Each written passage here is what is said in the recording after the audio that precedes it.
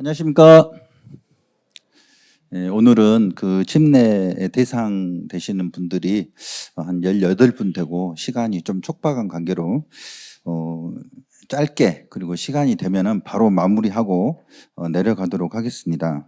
요즘 그 신흥 종교가 굉장히 극성입니다. 그 기독교, 카톨릭, 뭐 사이비, 뭐 이단 그런 거 가리지 않고 그냥 모든 곳에 침투해서 이 세계를 삼키려고 하는데요.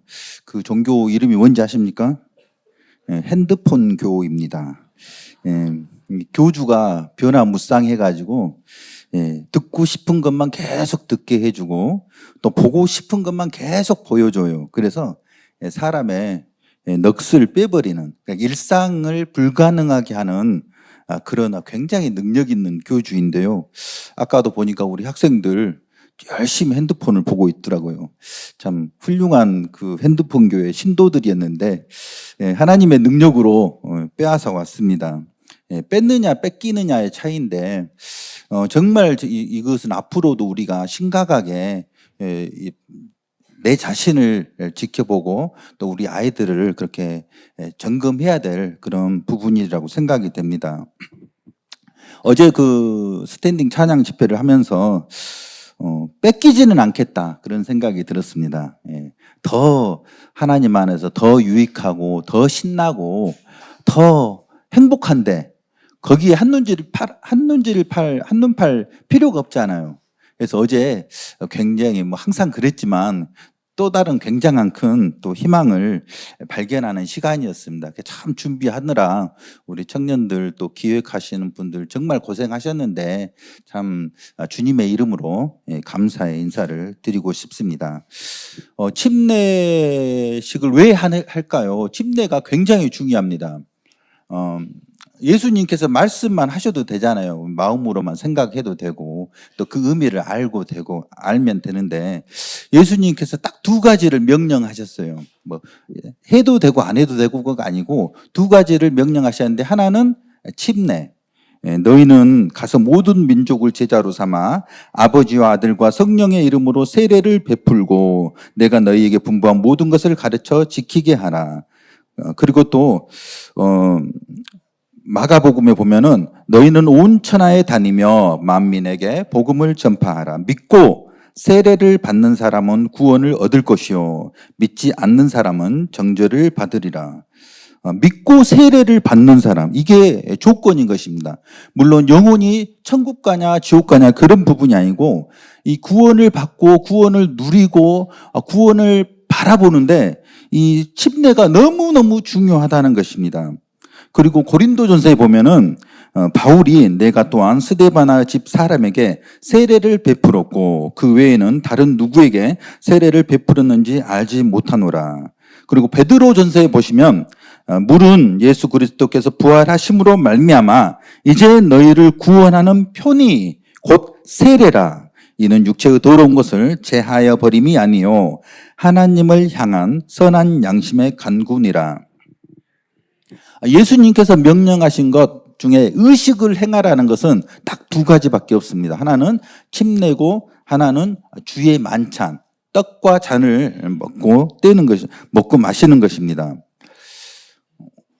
말로 하는 것 중에서도 경중이 또 있어요. 그냥 예수께서 가라사대 이 말씀이 있고 예수께서 진실로 너희에게 이르노니 이 말씀이 있고 진실로 너희에게 이르노니 이 말씀이 있어요. 그리고 마지막으로 의식을 행하라는 것은 죽었다 깨어나도 목에 칼이 들어와도 잊지 말라는 내용입니다. 예수님께서 강조하신 것 최고봉의 하나가 뭐냐면은 침례와 주의 만찬입니다. 그래서 침례는 하나의 형식이잖아요. 형식의 의미를 모르고 형식만 하다 보면은 무의미하게 돼요. 매너리즘에 빠지게 되고 그것에 사람이 이렇게 되는 거예요. 귀찮아, 번거로워. 물에 들어갔다 나오면 씻어야 되고 말려야 되고 얼마나 번거롭습니까?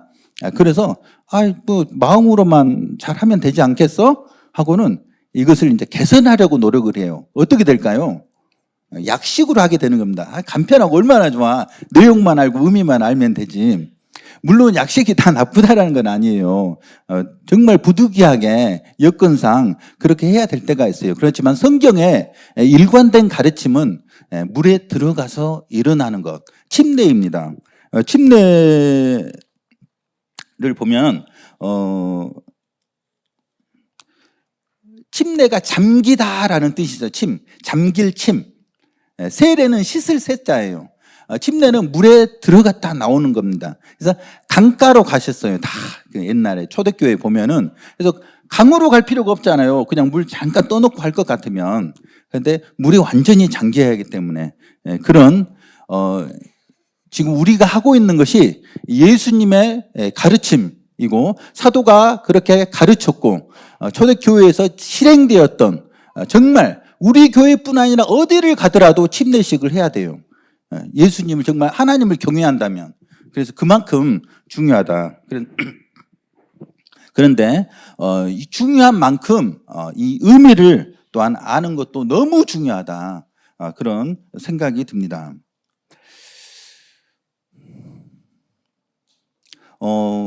사실 이 침례식에 대한 교제는 짧게 하면 안 되는 겁니다. 너무 중요하기 때문에. 우리가 이제 행사를 진행하다 보면은 짧게 할 수밖에 없는데 사실 그 의미를 아는데 이 시간이 사실은 너무 충분치가 않아요. 성경을 다 뒤져보고 살펴보고 이 얼마나 엄중한 그러한 것들인지 우리가 알고 또 실제로 적용해야 되는데 침례 이제 우리 앞에 나오시면 이제 들어가시잖아요. 안에 들어가시면 이제 그 침례를 베푸는 우리 장로 형님들이 질문을 합니다. 질문의 요지는 이거예요. 예수님이 어떤 분이라고 생각하세요? 이런 질문입니다. 예수님이 베드로에게 물으셨잖아요.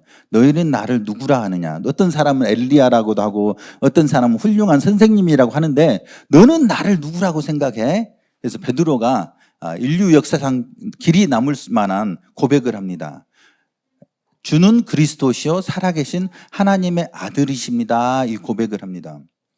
그래서 우리 이런 마음을 우리도 품고 있어야 된다는 것입니다. 신앙 고백이 주는 그리스도시요 기름 부음 받은 자이잖아요. 그리스도 선지자, 제사장, 왕으로 오신 예수님 나의 지성을 깨우쳐서 하나님 없다 모른다라고 부인하는 그런 무지에서 벗어나게 하시고 나의 어둡고 우울한 감성을 깨우쳐서 죄로부터 자유함을 얻고 기쁨 가운데 하나님을 섬기게 하시고 죄에 빠르게 들여졌던 나의 의지가 이제 의에 들여줄 수 있는 그런 의지를 주신 이 모든 것을 구원하신 그 예수님 메시아 그리스도 주는 그리스도시요 이런 고백을 우리 마음 가운데 가지고 있어야 될 것입니다.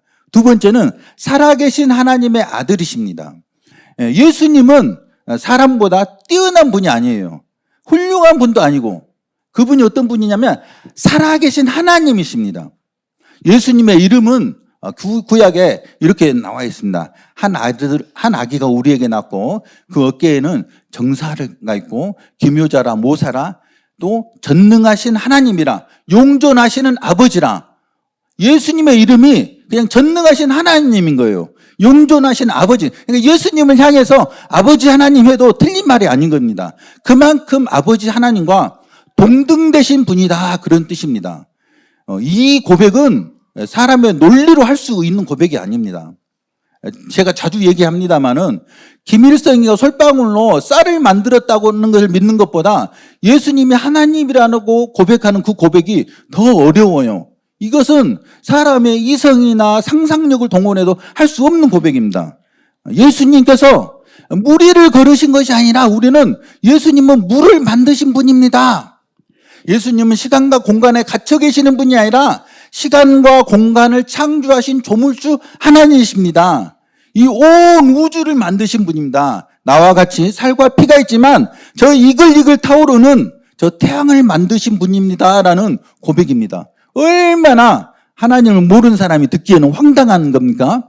그런데 하나님께서는 이 고백을 최고로 쳐주신 거예요. 이것을 하게 한 것은 네가 노력해서 네가 똑똑해서 그런 고백을 하는 게 아니야. 아버지 하나님께서 가르쳐 주셔서 네가 그런 고백을 하는 거야. 그래서 우리 침례를 받으시는 성도님들은 내가 고백을 하면 생물학적 두뇌의 작용으로 내가 고백을 하는 거야. 이것이 뭐 꼭 틀렸다고는 말할 수는 없지만 피상적이에요. 본질적인 것은 아버지 하나님께서 성령의 역사로 예수 그리스도의 보혈에 근거해서 이런 고백을 나오게 하는 성삼위 하나님의 온전하신 사역의 결과로 내가 고백을 한다는 것입니다. 내가 고백을 하면서 내 자랑을 할 수 있을까요? 절대로 할 수 없어요. 다 하나님께만 영광을 돌릴 수밖에 없습니다. 그런 고백에 의해서 이제 세례를 줍니다. 성부, 성자, 성령의 이름으로 세례를 줍니다. 침례는 누가 베푸는 거라고요? 옹골 성촌교회에서 베푸는 것이 아니고 성삼위일체 하나님께서 옹골 성촌교회 장로들을 통해서 침례를 베푸는 것입니다. 그래서 침례식은 우주적인 사건인 겁니다. 이 조그만 공간에서 이루어지는 그저 우리가 늘상 하는 그런 행사가 아니고 성삼위 하나님의 모든 관심이 있고 그분의 위임 아래 교회에서 베풀어지는 놀라운 우주적인 역사적인 결코 과장된 표현이 아닙니다. 이것이 바로 성삼위 하나님의 이름으로 침례를 베푸는 것입니다. 그리고 몸을 이제 물에 잠기게 됩니다. 이것도 굉장히 중요합니다. 이 잠긴다라는 것은 내가 죽었다라는 것을 의미합니다. 따라서 해보겠습니다. 죽었다. 그리고 살아나잖아요. 계속 담궈놓지 않잖아요. 계속 담궈놓으면 죽으니까, 진짜로 죽으니까 잠깐 잠기지만 살아납니다. 그것을 다르게 표현하면 죽이라입니다. 죽이라. 따라서 해보겠습니다. 죽이라. 이것이 정리가 안 되면은 성경을 읽을 때마다 혼란에 빠지게 돼요. 어디서는 막 죄를 안 짓는다고 막 말씀을 해요. 그럼 어디서는 죄 지을 때마다 회개하라 하고, 어디서는 막 거룩하다고 하고, 어디서는 막 죄에서 빨리 벗어나라고 그렇게 하고, 굉장히 혼란스럽게 하는데 절대 혼란스럽지 않아요. 죽었다와 죽이라를 우리가 명확하게 알고 있을 필요가 있습니다. 그래서 로마서 6장에 보게 되면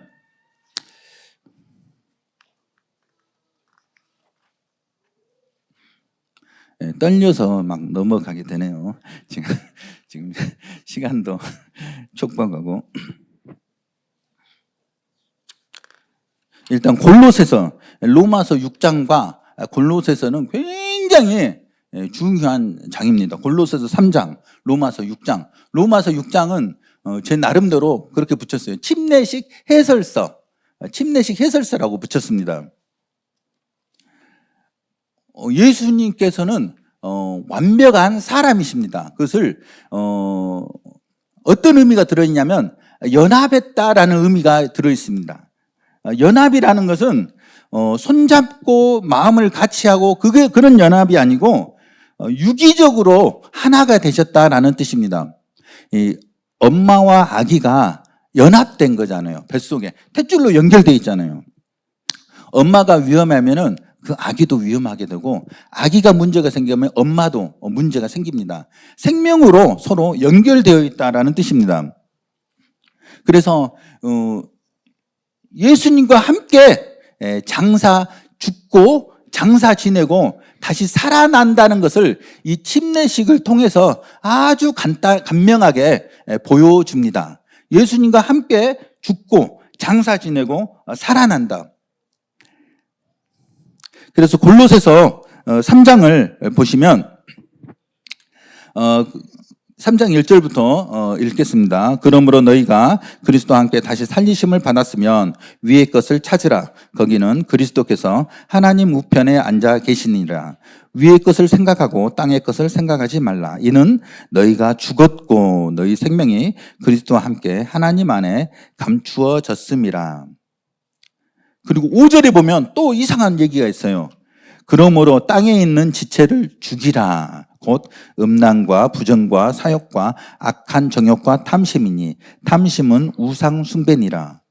여기서는 5절에서는 죽이라 라고 하고 그리고 3절에서는 죽었고 라고 얘기하고 있습니다. 그리고 5절에서는 음란과 부정과 사욕과 악한 정욕과 탐심이니, 로마서 1장 28절에 보면 모든 불의, 추악, 탐욕, 악의가 가득한 자요, 시기, 살인, 분쟁, 악독이 가득한 자요. 이 죄와 골로새서 3장에 있는 이 죄는 다른 죄예요.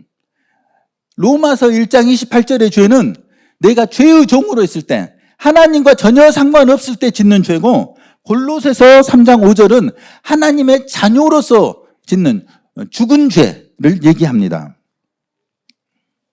그래서 죽었다, 이것은 내가 목욕했다라는 그런 의미가 들어가 있습니다. 죽었다, 목욕했다. 죽이라는 소극적으로 손발을 씻는다라는 그런 의미가 있습니다. 목욕한 자는 손발만 씻으면 된다고 예수님께서 말씀하셨잖아요. 이거 죽었다는 더 신이 제거되었다, 내가 죄에서 해방되었다입니다. 죽이라는 신스를 죽이라는 것입니다. 뿌리가 없는. 죽었다는 뱀의 머리를 주님께서 제거하셨다는 뜻입니다. 그래서 머리가 없는 몸통만 살아있는 뱀, 그것을 죽이라는 것입니다. 이것은 소극적으로는 죄를 죽이고 적극적으로는 의에게 자기를 드리는 것을 또한 의미합니다. 죽었다라는 것은 번제단에서 나의 신분이 바뀌었다, 그런 의미가 있고, 죽이라는 물두멍에서 나의 삶을 하나님께서 정결케 하신다, 그런 의미가 있습니다. 죽었다는 영혼이 구원받은 것이고, 죽이라는 몸이 삶의 구원을 또한 가리킨다고 볼 수 있습니다. 죽었다는 내 신분이 바뀌었습니다. 내가 죄인에서 의인으로, 죄의 종에서 의의 종으로, 마귀의 자식에서 하나님의 자식으로 바뀐 신분을 얘기하고, 죽이라는 그 신분에 걸맞는 상태, 거룩한 사람이 되었으니 거룩하게 살아야지, 하나님 자녀가 되었으니 자녀답게 살아야지, 구원받았으니까 구원받은 사람답게 네 자신을 하나님께 드려서 살아야지, 그런 의미를 담고 있습니다. 죽었다를 통해서 우리가 의인이 되었다면 죽이다를 통해서 의롭게 사는 것을, 우리가 그런 구원을 누려야 된다는 것입니다. 죽었다는 내가 새 생명으로 탄생했다라는 의미가 있습니다. 그 죽이다는 성장에 그런 초점이 맞춰져 있습니다. 내 생명이 점점 자라나는 것입니다. 똑같은 생명이지만 3살짜리든 30살짜리든 똑같지만 그 생명이 성장하는 분량이나 단계는 차이가 있습니다. 죽었다가 칭의라면 죽이라는 성화라고 볼 수 있고, 죽었다가 원석이라면 죽이라는 그 원석이 잘 다듬어진 보석으로 변해가는 과정을 우리가 알 수 있습니다. 죄와 사망의 법에서 해방되었다면 죽이라는 생명의 성령의 법 아래에서 누리면서 성장하는 것을 우리가 생각할 수 있습니다. 죽었다는 옛사람이 죽은 것입니다. 죽이라는 새 사람으로 살면서 죄의 잔재들을 이겨먹으면서 사는 것을 얘기합니다. 지금은 침례 받기 전에도 열심히 핸드폰을 하지만 앞으로 성령께서 역사하시면 그 시간이 줄어들 것이고, 나중에는 다스리고 통치하는 그런 수준까지 우리가 믿음의 눈으로 얼마든지 볼 수 있기 때문에 전혀 심란하지가 않은 것입니다. 그리고 죽었다는 죄에 대해서 죽었습니다. 그리고 죽이라는 하나님께 대해서 살았기 때문에 그러한 삶을 살아갈 수가 있습니다. 법 아래에 있다가 은혜 아래로 옮겨졌습니다. 죽었다, 단번에 회개함으로 우리가 우리의 신분이 바뀌었지만, 죽이라는 우리가 일상 가운데서 저지르는 실수, 잘못들을 반복적으로 예수님의 살과 피를 의지해서 회개하는 것을 얘기합니다. 그래서 물속에 잠겼다가 장사 지냈다. 장사 지낸 게 뭡니까? 완전히 도장을 찍은 겁니다. 그리고 다시 살아나는 과정, 이게 침례식 정과정이라고 할 수 있습니다. 내 의지가 아닌 성삼위 하나님의 역사하심으로 말미암아 내가 죄에 대해서 죽고 의에 대해서 살아나는 이 놀라운 의미가 너무 간단하게 표현을 했지만 중요한 의미가 있습니다. 그래서 로마서를 이 침례식 하나에 다 담고 있다라고 해도 전혀 과언이 아닙니다. 그러면 그 생명이 어떻게 살아야 되느냐? 그것이 바로 주의 만찬입니다.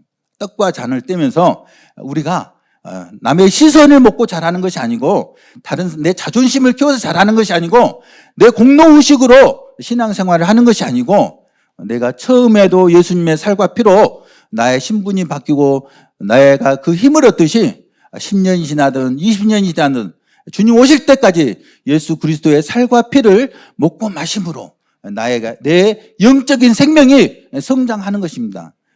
매주 드리는 것은 매주에 한 번씩만 생각하라는 것이 아니고 날마다 생각하라는 것입니다. 또한 날마다가 아니라 매 순간 예수 그리스도의 살과 피를 생각하라는 것입니다. 그것이 기념하라라는 의미로 예수님께서 말씀하셨습니다. 많이 했으니까, 내가 오래됐으니까, 기본이니까 예수님의 살과 피가 그 사람에서 냄새가 안 난다. 그것은 매너리즘에 빠져 있고 인간적인 개선의 과정을 겪고 있다라고 우리가 생각할 수도 있습니다. 떡과 잔은 하나님께서 의식을 주신 것은 죽었다 깨어나도 그것을 반드시 기억하라는 것입니다. 그래서 항상 우중충하게 막 슬퍼하며 살아가는 것이 아니고 내가 어떤 죄인이었는가를 잊지 말라는 것입니다. 우리가 과거에 머무르면 안 되지만 과거를 늘 기억하면서 경고망동해서는 안 된다는 것입니다.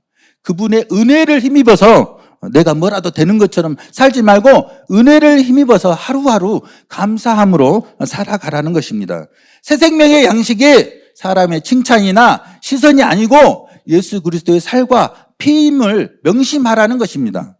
그래서 우리는 시간이 흐를수록, 날이 갈수록 우리의 귓전에는 주님의 그 신음소리가 들려야 되고, 우리의 눈에는 벌레처럼 죽어간 주님의 그 모습이 더 선명해져야 되고, 우리의 코로는 주님의 그 피냄새가 코끝을 늘 스쳐야 된다는 것입니다. 그래서 입으로는 항상 하나님을 찬양하고 감사하고, 너무 은혜가 커서 입을 다물든지 그렇게 우리의